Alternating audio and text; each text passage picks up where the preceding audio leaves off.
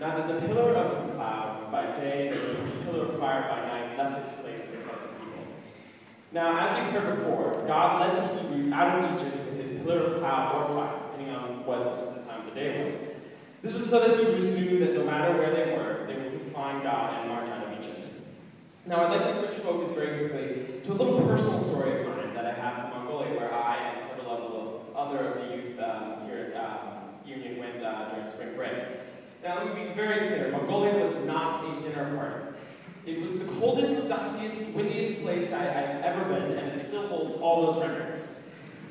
But more than that, it can get very, very dangerous at night, especially if the men come home from their drunken carousing, which a very huge proportion of Mongolian men are a part of.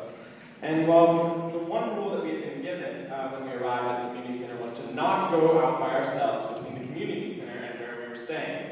But despite our very best efforts, John, who is going to be speaking a little bit, and I ended up doing just that. We were walking in between where we were staying in the Little Bear to the community center at basically the dead of night. And we were trying to find Drew, actually, who was at the community center. So it was kind of like a rescue mission. We kind of romanticized it a little bit. The thing I remember the most were dogs running at us from every single fenced-out area, because that's one thing about Mongolia is every single person has this wild pack of bloodhounds that are basically thirsty for your flesh.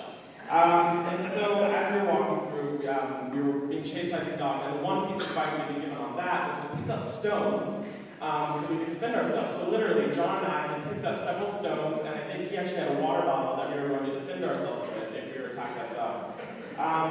And you know, when I think about all those dogs, I kind of feel like that's somewhat what the Hebrews must have felt like when they thought that Pharaoh's chariots were going to be coming over the hill at some point. They're probably arming themselves with rocks at the same time anyway. So, as drunk men stumbled by us, and as we had hounds snapping at our heels, John and I agreed that this was probably the most dangerous situation we had ever been in our entire lives. But in that moment, I remember turning a corner and seeing possibly the most beautiful sight I've ever seen in my entire days. And that was the beam of Kyle's flashlight moving its way down the street towards the community center. He was pretty far ahead, but it was just enough that we could actually see where we were going, and then we knew we were going to go to the community center. And John and I followed that waving beam of beauty until we reached the center, and then brought Drew back with Kyle that time, so it wasn't as scary. The relief that I saw at finding that flashlight wagging its way through the dusty streets of the Ger district must be something like what the Hebrews felt like, knowing that whatever happened, God was leading them onwards towards the promised land. And God is still there today, leading us all onwards with a pillar of cloud and a pillar of fire, hoping that we will see it and follow. But even if we get lost, as I admit I've done more times than I can count, He will still be there in front of us. He will never leave His place in front of the people. Thank you.